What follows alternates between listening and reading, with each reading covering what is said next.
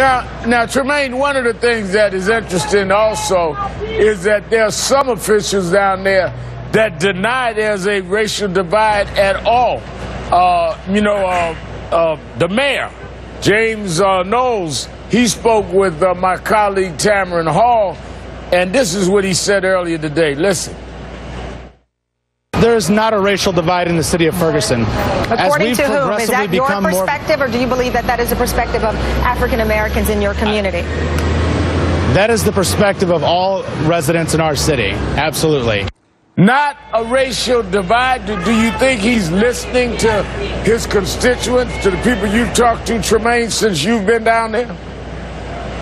Right. I mean, I think it's one thing to say there's no racial undertone here, but then in practice, it's almost like an apartheid state. When you look at the school board, not a single African-American on the school board, yet the community is 70% African-American. You have 3 police officers, 3 black police officers on a force of 53. You talk about ladders, the opportunity. Young people feel that there are none. The schools, many of them are failing, and the state is already embroiled in a controversy about a transfer program. And so while he says that, he's probably listening to his constituents.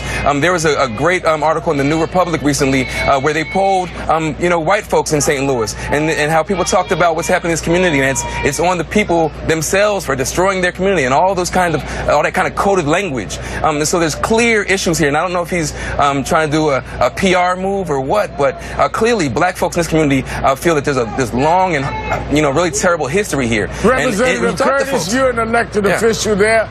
Do you and other of your colleagues well, there are not that many in that area, but that serve in elective office that are black, feel there's no racial divide there in Ferguson, as the mayor said?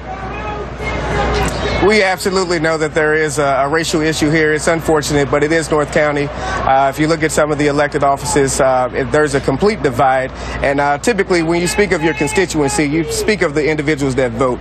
Sadly, not enough of the individuals in the Ferguson area vote. So if you're talking to your constituents, they may feel one way, but the broader constituency and the citizens in the area definitely could feel a different way.